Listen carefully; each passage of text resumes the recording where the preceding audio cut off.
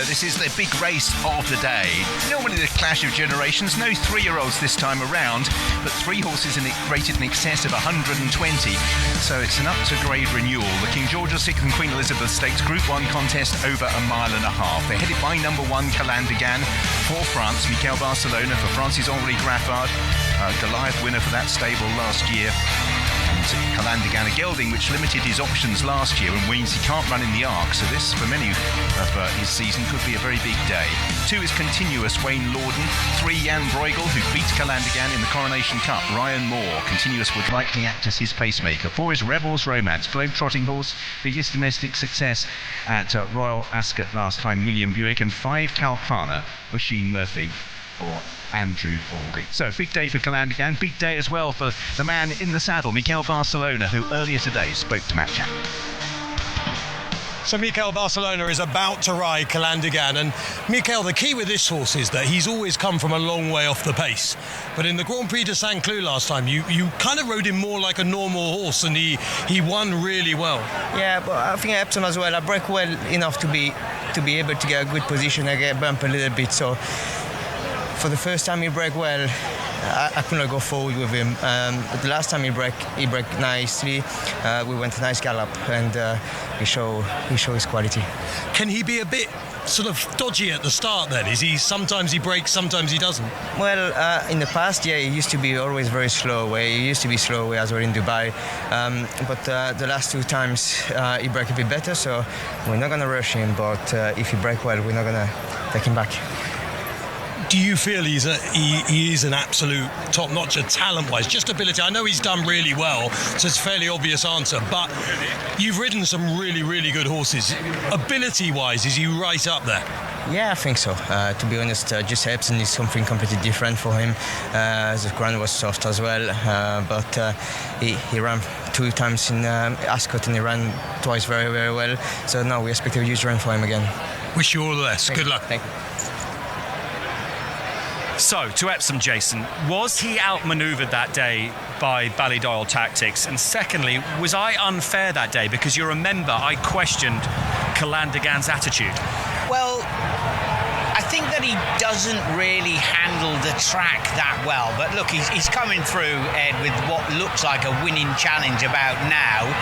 And I'm afraid that once Jan Bruegel switches leads, he's galloping, and Ryan Moore is in full control up towards the line. He did have to get pretty serious with him. I will give Calandigan the benefit of the doubt that he wasn't quite as good on that particular track. Now, earlier there was lots of money for Calandigan. Is that still the case, Ollie, in the ring? Well, I'm going to find out. You'll see on the board behind me, Calandigan 65. We spoke to Michael Cannon at Newmarket, and it wasn't nice to see you. Sorry, I didn't realise you came from my hand there. Sorry, I was looking at the board. Sorry. Nice to see you. Thank you, sir. We spoke to you at Newmarket. More Thunder was the wrong side of the coin for you that day. Of the coin that day. Just talk us through the betting pattern so far for this race. Obviously, Calandigan solid at the top of the market, I assume. Yeah, very solid. I mean, everyone knows they're running the same race at Epsom. There's nothing between the 2 of them. You could argue conditions around here should certainly suit Calandigan more. It looks like there's a massive bias against the stand-side rail, but that's not going to affect this race because they're going to turn for home, and that's that. I mean, at the prices, there obviously isn't much between them, but you can't forget Rebels Romance is a multiple winner, won over course and distance at the Raw meeting, is good enough, and Kalpana had a very hard task to give World £12 last time. So at the minute, the money is for Jan Bruegel at 5-2 and steady money for the favourite. Are you happy to take Calandigan on very quickly? I am at about this price, yes. Okay, good luck. Thanks very much. Cheers, mate. Well, Charlie Appleby, the big gun at Godolphin, is about to put the saddle on. Hands on as always, Charlie. Okay, the key with this horse is we know he's a warrior, we know he's brilliant, we know he's won tons of money. But in a European, well, a UK or a French Group 1, is he right there at enough, or is he more likely to get a place, do you think? Look, literally collateral across the book there, you know, he's likely to get a place. But the one thing, as we've always said, what you bring to the table today, Matt, is, you know, when that bell rings, if he's within a length or 2 of whatever's on the lead, or if he's on the lead and whatever's just behind him, they will know they've got a race on their hands and they will feel it. you know, he's a 7-year-old. He's not. There's no improvement in the horse, but he comes here in great order. He's been there and done it at the top table many times, as we know. Admittedly, as you quite rightly say, he hasn't done it in England at the top table, but I feel he's had a perfect preparation, and you can't beat winning. And he comes in here off the back of 2 wins at York and at Ascot, so he's going to be a pleasure to watch, and it's going to be a great race. And he is everything Sheikh Mohammed's Godolphin operation was built for: world domination at the top level, keep running and take everyone on and do what you can do. For sure, and that's why hopefully he's built up the fan base that he's got, and that's why it's been great to campaign him this year at York and at Ascot, to allow people to hopefully recognise him as an individual himself, of what he's achieved, because he's done so much for us in Godolphin that around the world, hopefully the English and the British public have had a chance to see him, and whether he wins today, like I say, this horse owes us nothing. It's been a pleasure to train him, and he's a warrior, and looking forward to the race. Yeah, he really is special. Good luck. Brilliant, thanks, Matt. I mean, he's just a complete superstar, isn't he, Jason? This day, he basically rescued Charlie Appleby's Ascot, and one thing you can't do with this boy is question his attitude. No. I mean, Ruby did a great fly around of all the miles that he'd done globally for 26 races and 18 victories for over 10.8 million in prize money. He's a wonderful old horse, and he does come in here in very good form. It's interesting what the trainer was saying about it. They'll know he's been in the race. No 7-year-old, though, has ever won the King George. He'd be the oldest horse to ever win the big race here at Ascot. As we go to Matt. Well, Andrew Bording is so big now, he brings his bodyguard with him wherever he goes. Andrew, Kalpana was brilliant on Kipco Champions Day, but would you have preferred softer ground? Well, she obviously excelled on softer ground that day, but she's run a couple of really good races this season on faster ground, over a mile and a quarter. I think perhaps the trip is more significant than the ground. How easy is it to judge fillies and mares against the colts and geldings? Can I tell you in about half an hour? You're a judge. Well, your dad was Ian Balding. Yeah, I mean, obviously in this race we've got a £3 allowance. Fillies have a good record in this race, so they must have an equal chance. Do you think she was as good last time out as she was first time? Yes, I think so. Yeah, I think the filly that beat her, obviously, of Aiden's in Ireland, we were giving her a lot of weight for age. She's a pretty decent filly, so no, I think she's every bit as good.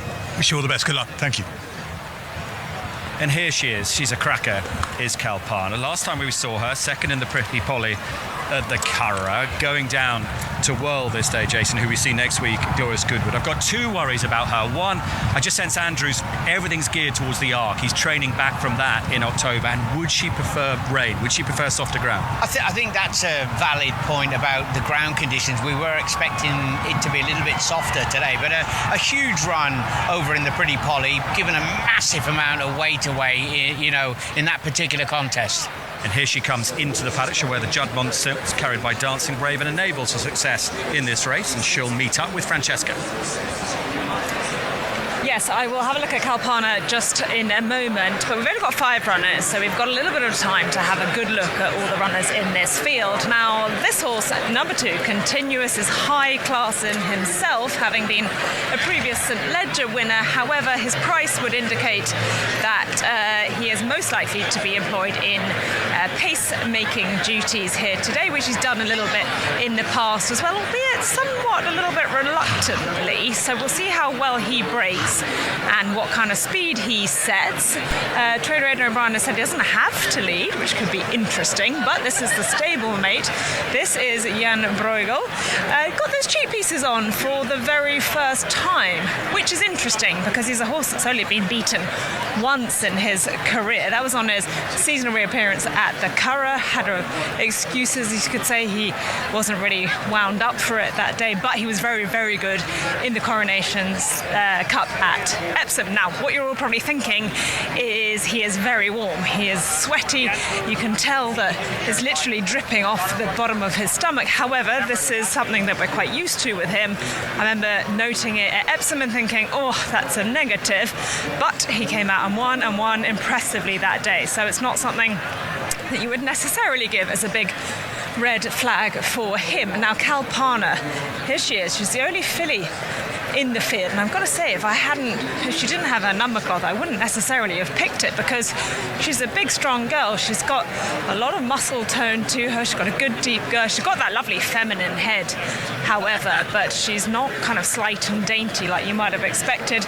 She won 5 of her 10 races, including Group 1 on Champions Day in the fillies and mares. She's been placed in 2 Group 1s this year, but over a shorter distance, so over a mile and a quarter. The step up in trip is a positive. The lack of significant rain for her this week was a bit of a negative. Right, let's go and find Matt and see who he's got. Aidan O'Brien is just putting a hand out to your adoring fans, Aidan. Just borrow you for a second, just so you don't get run down. The people love you. Thanks. Do we love Aidan? Yes, yeah. You see, the people love you. They'll love you more if Jan Bruegel wins. Just tactically, Aidan, I had a little dream last night. Yes. And Jan Bruegel went to the front, and Continuous sat second. Yes. And then at about 3 out, Jan Bruegel kicked and Continuous slowed the pace down. Yes. And you nicked 4 or 5 lengths. Yes. Is there any chance that could happen today? Gee, listen, both horses stay very well. Both are Ledger winners. The lads will decide. Well, obviously both of them are going to go forward. I mean, Continuous will lead, we would think, when he's the pacemaker. He's a Ledger winner. He's very happy to make the running. He's very happy for someone else to make the running. But both of them get the trip very well. And obviously, when the gates open, then the lads have to make their own mind up what happens, because especially in small races, a lot of stuff can happen, and it happens very quickly. So we'll probably know very quickly our fate, what's going to happen, really, you know. So, but obviously everyone knows our horses are going to go forward because they stay very well both. Do you want to get Calandigan off the bridle? In the back of your mind, are you thinking, I want to scrap with you? Let's see if you're a street fighter. Yeah, no, obviously in Epsom it looked that way. That's what got him at the end, the last half a furlong, because the pace was strong and he might have ran out of stamina for a real strong hard mile and a half. That's the way it looked. Maybe that wasn't right, but we'll learn more today. Lovely to speak to you. Aidan, with his fans. Yes. Thanks, Matt. Now this next horse, well, he's a bit of a hero. It's Rebel's Romance, who runs in the Godolphin Blue, and he has been all over the world, and he has amassed nearly £11 million in prize money.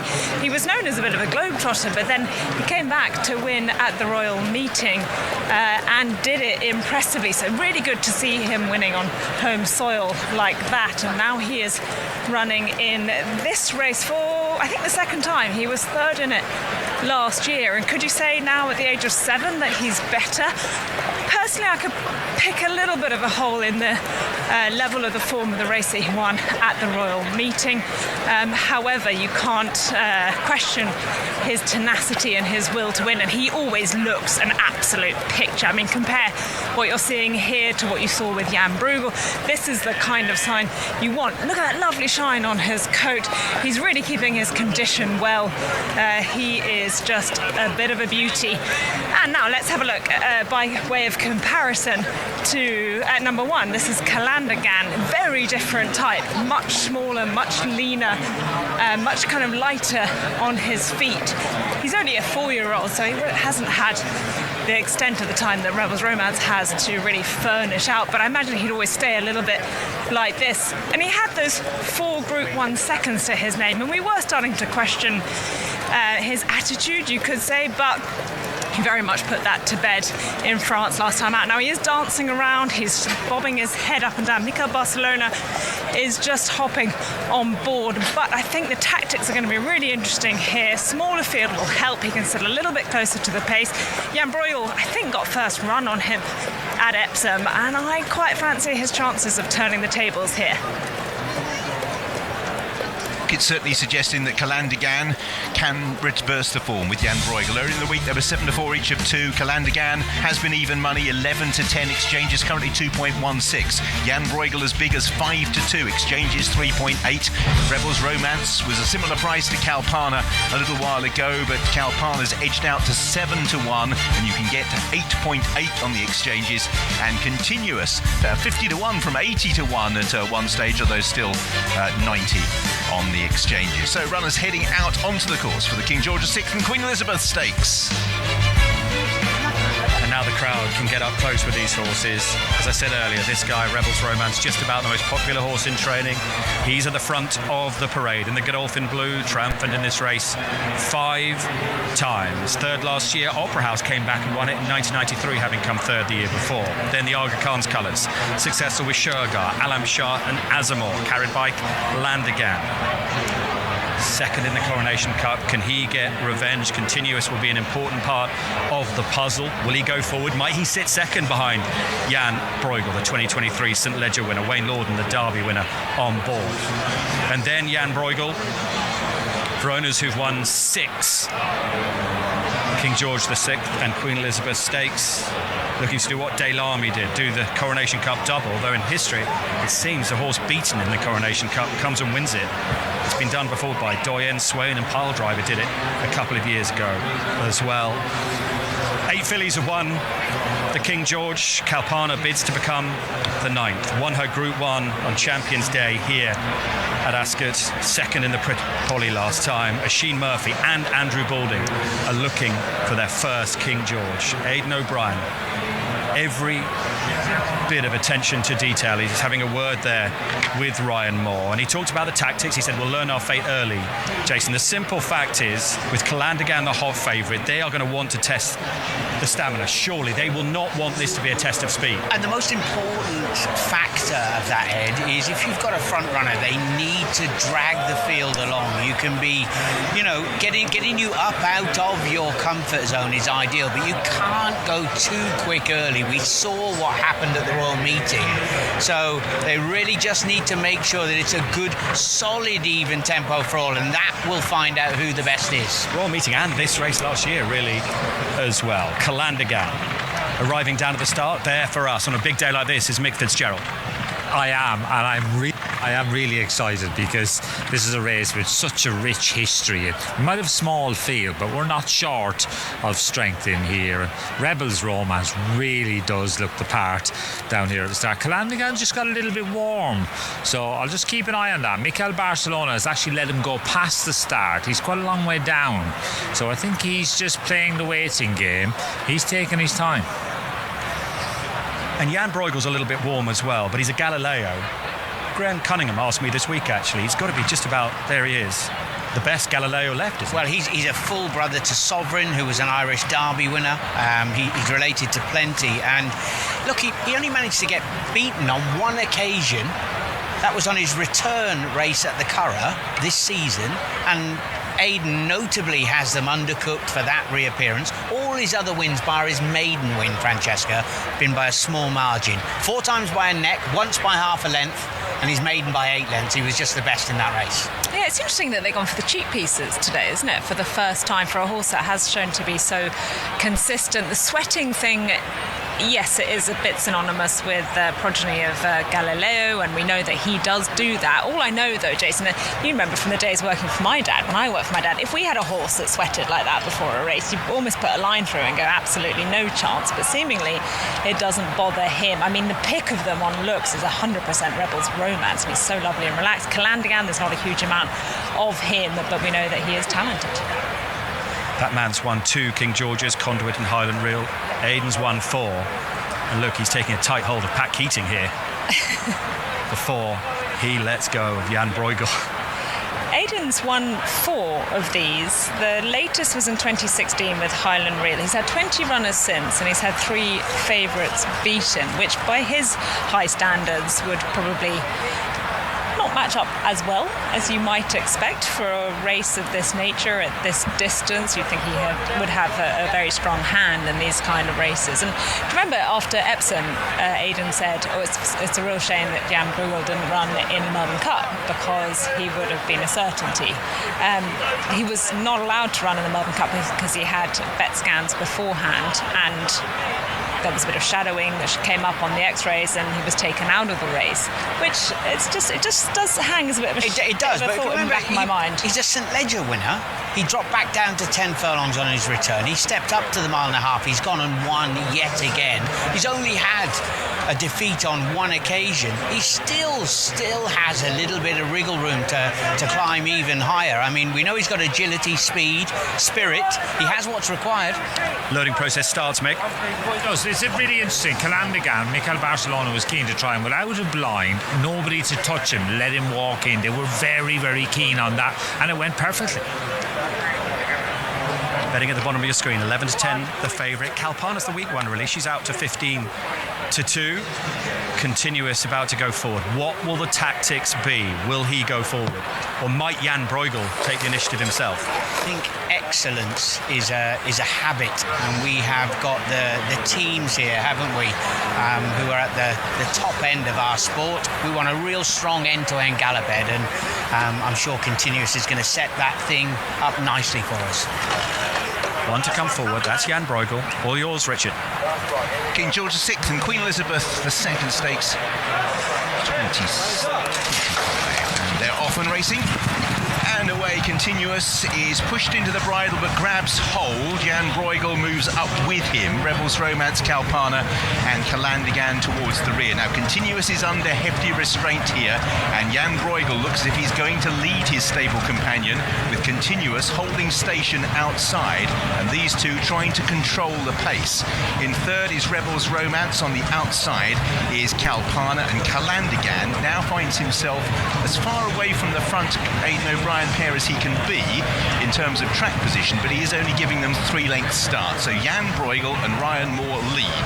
In second place is Continuous, who is clearly being heftily restrained by Wayne Lawton. In third place is Rebels Romance, then Kalpana, and Calandigan is last of the 5. So Jan Bruegel making the turn at the far end of the racecourse. Continuous is 3 parts of a length away. Rebels Romance in third. In fourth place is Kalpana, and Calandigan happy to sit and observe from the back of the pack as the runners now begin to make the turn and begin the climb uphill, when Jan Bruegel just begins to ask for a little bit more. Leads by half a length. Continuous in second place, acting as a barrier between the rest of the field and the leader. Rebels Romance in third, Kalpana fourth, and Calandigan still held on to at the back of the pack. Ryan Moore begins to wind it up, has the advantage by 3 parts of a length, and asks Jan Bruegel on the climb just to make the pip squeak. In second place is Continuous. Rebels Romance in third. Behind these, Kalpana and Calandigan just manoeuvring off the running rail as the race comes to the boil. Jan Bruegel trying to run the finish out of the rivals. Continuous still there in second place. Rebels Romance, Kalpana and Calandigan will pull towards the outside of the field, who are inside the final half mile. Jan Bruegel leads. Continuous in second. Kalpana angles out. Then Rebels Romance looking for a way past the O'Brien pair, and Calandigan still held on to at the back. Jan Bruegel leads, but they're coming, headed by Kalpana. Rebels Romance doesn't get a run. Now Calandigan goes in pursuit of Kalpana, who kicks off the front end. Calandigan's got 2 lengths to find. Jan Bruegel in third place. A furlong and a half to go. Kalpana for Oisin Murphy. Now Calandigan in full play on the outside, but hasn't got by yet. Calandigan coming at Kalpana. Calandigan and Kalpana for the King George, and it goes to France. Calandigan, Mikel Barcelona runs down Kalpana. Rebels Romance didn't get the luck of the green in third, and then in fourth place on the inside, Jan Bruegel and Continuous. Well, Kalpana nearly pinched that, got a break on Calandigan, who could have been excused for thinking his main rival was Jan Bruegel. Rebels Romance got in a tangle, but Calandigan has certainly answered any critics about his devouring the finish, because Mikel Barcelona had to ask him for a furlong and a half, and the race goes again to France. Again to France's Henri Gaffard. 25 to 1 12 months ago with Goliath. This time the well-backed Calandigan in the colours of the Aga Khan is the King George winner. The 75th running of this great race goes to France. Mikel Barcelona has his 5th winner at ASCOT. This time it's a King George. Francis Graffard wins it in back-to-back years, and for the 4th time these famous colours win the King George. The first runner the Aga Khan's colours have had in this race since 2010. A fascinating horse race, Jason. The tactics from the start. Ballydoyle had their plan. It was Jan Bruegel who went forward. Continuous in second. He kept Buick in, and then Kalpana swooped wide. But the French horse came and got it. Oh, he came and stayed all the way to the line. When you look back at it, the question marks are, how difficult was it for Rebel's Romance?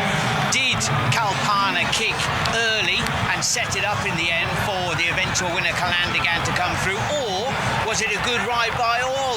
Answer your questions.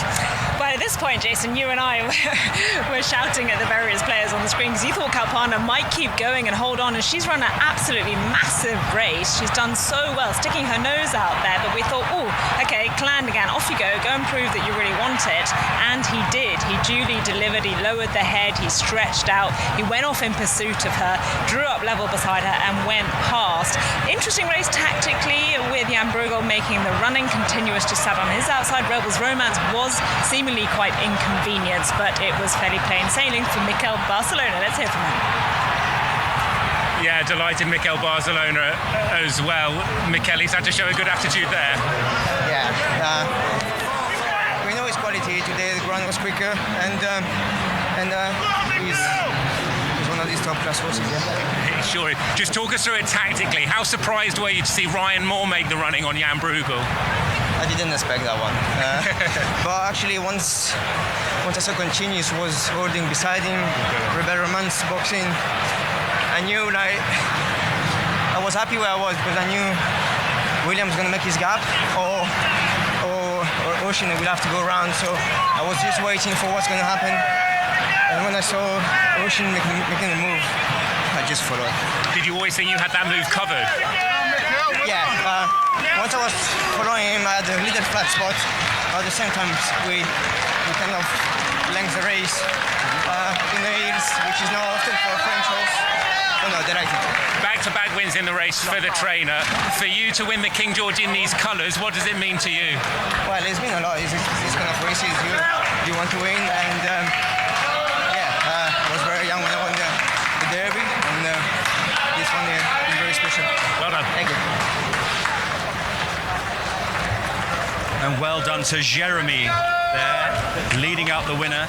Rides Calandigan on a daily basis. How proud he must be. How dare I question his resolution that day at Epsom. He's won the King George well back to the 11 to 10. The punter's got that one spot on. Kalpana has run a screamer, second at 15 to 2. And the man on the right there watched it in the stands apparently and said, I think she's gone.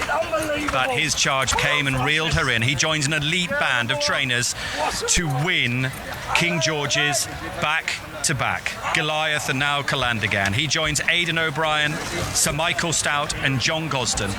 They are the only 4 trainers to ever do that. Nice touch there from the winning jockey, taking his goggles off and throwing them into the crowd. I know with young race goers it makes such a difference when they can get a little bit of memorabilia like that.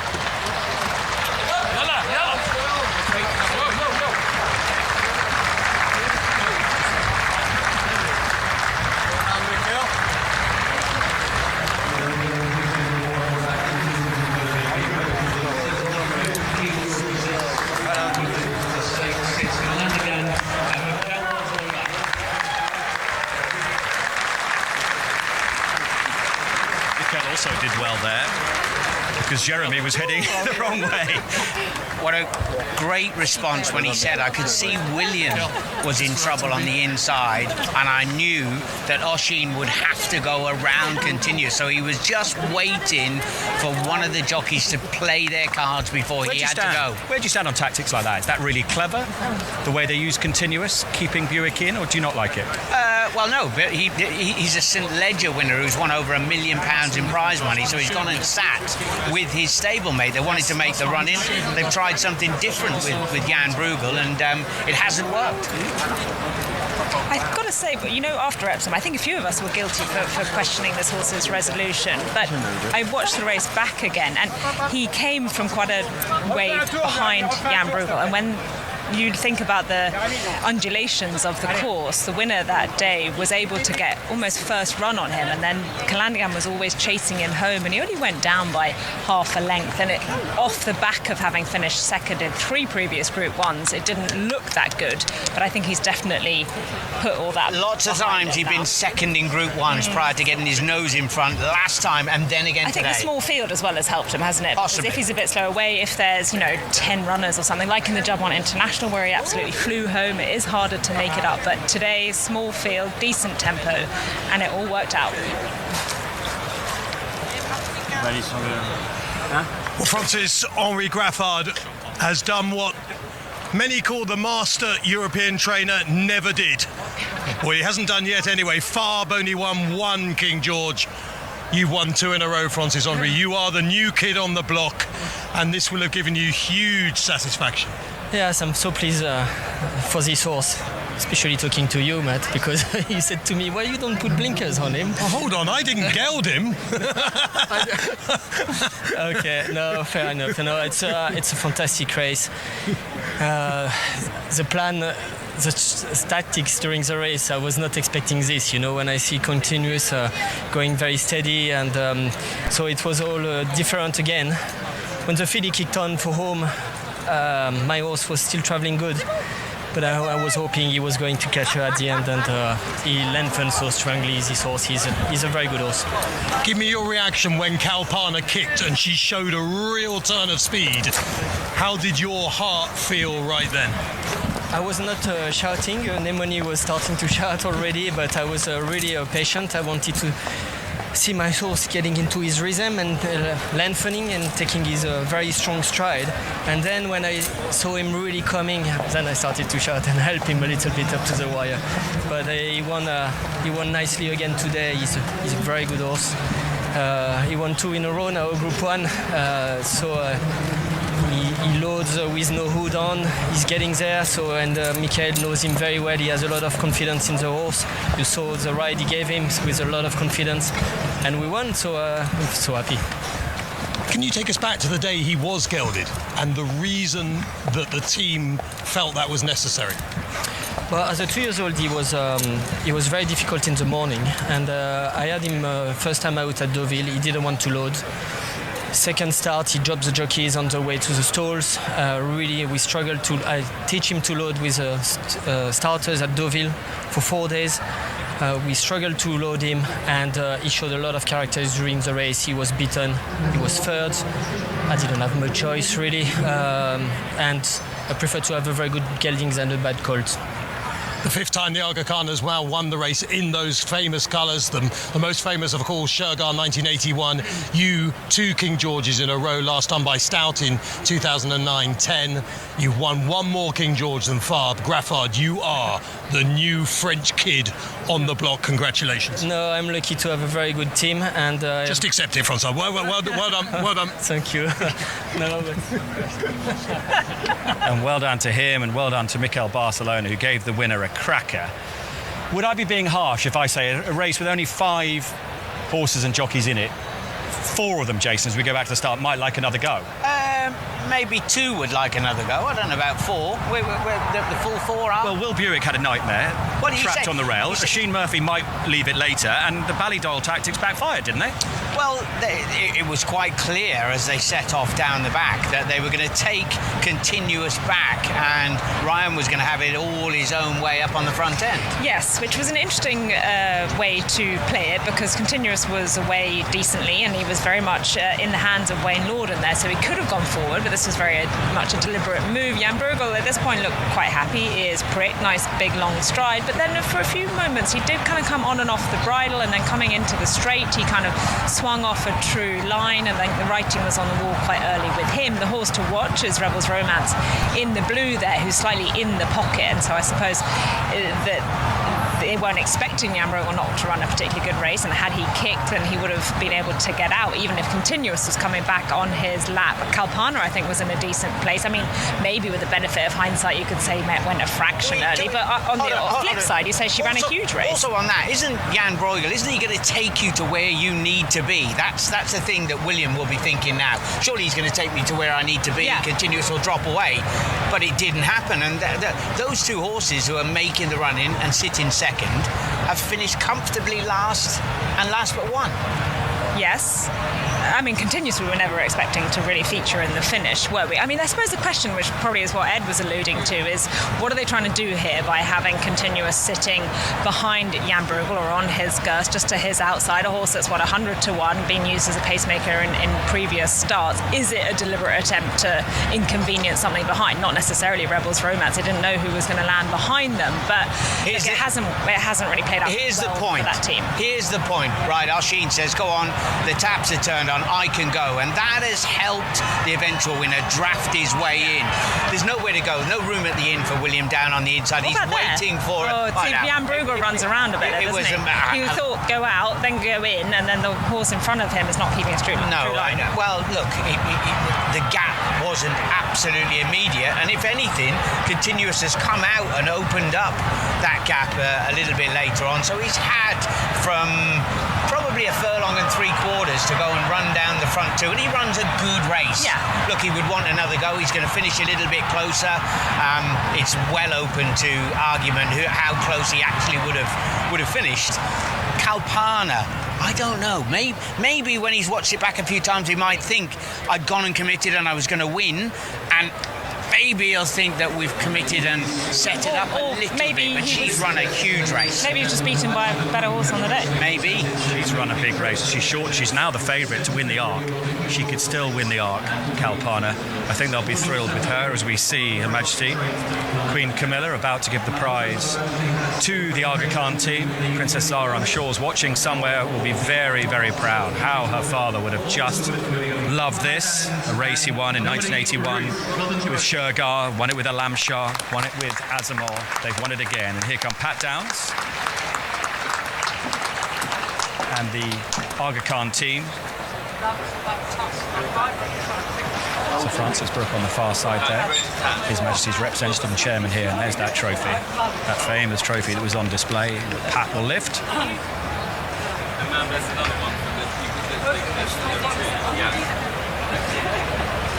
I just found those tactics bizarre, Jason. I'm still shaking my head. I still don't quite understand. But of course, if you feel you're going to have a soft time of things up on the front end, then sure it's the right place to be. You know, why not go Continuous as a pacemaker? Go on, make it. Yep, but Jan Bruegel was there. He hasn't run his race, has he? Or he hasn't picked up with the same sort of zip that he did at Epsom, and the form has been turned completely on its head. This man just loves winning big prizes in this country. Sorry, buddy. Back-to-back wins in the King George is some achievement. We'll get more reaction in a second. I can see Ollie has spoken with Oisin Murphy, but here's the winning jockey, Mikel Barcelona.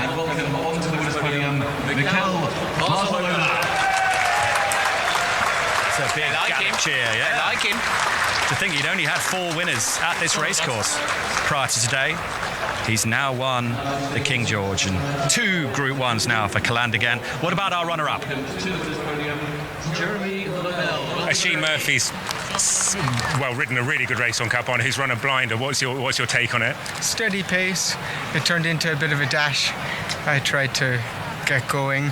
It's a career best effort, probably by, on ratings, maybe half a stone, £7. So I'm sure everyone will be thrilled with her, and Colin can look forward maybe to an autumn campaign. Just quickly, I know Andrew made the point that she's got form on sort of all sorts of ground. Does this prove the point that she's a very versatile horse? Certainly versatile, but she's probably at her best with given the ground. Thanks for stopping by. Thanks, Ollie. We should imagine she'll get on Arc Day. She's a big player for that. Here's what Oisin saw, Jason. Yeah, and once the race had sort of settled down into a rhythm, she was in an ideal spot. That's not wide on the track. He commits, he goes, and it's only well inside the final furlong that he sees that unwanted view of Calandigan tearing down towards her outside. It was very remiss of me on the podium. Is that Nemini Ruth? Nemini Ruth, yeah. Representing, yeah. Collecting a prize on behalf of the Aga Khan. That was an eventful race, messy, to say the least. I imagine the Godolphin team will certainly think that. And I said at the start of today, it's the start of just a brilliant week of racing on ITV. A top sports day tomorrow, and then we head to glorious Goodwood every day, live from 1 o'clock on ITV1. 25 races in total, with Newmarket joining the party on Coral Stewards Cup Day. 75 years of the King George VI, Queen Elizabeth Stakes. There's our victorious team, the French, and as they've said themselves today in the King George, it was Calanda Can. Bye-bye.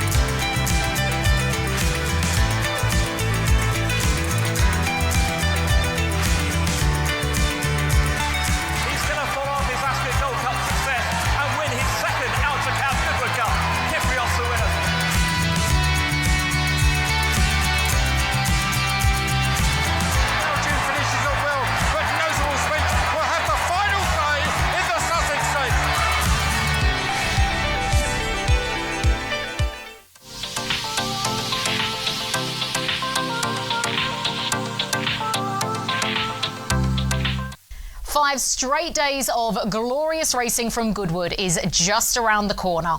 As of Tuesday next week, stars from all around the globe will meet in the picturesque south of England to battle it out in one of the undisputed highlights of the British flat racing season.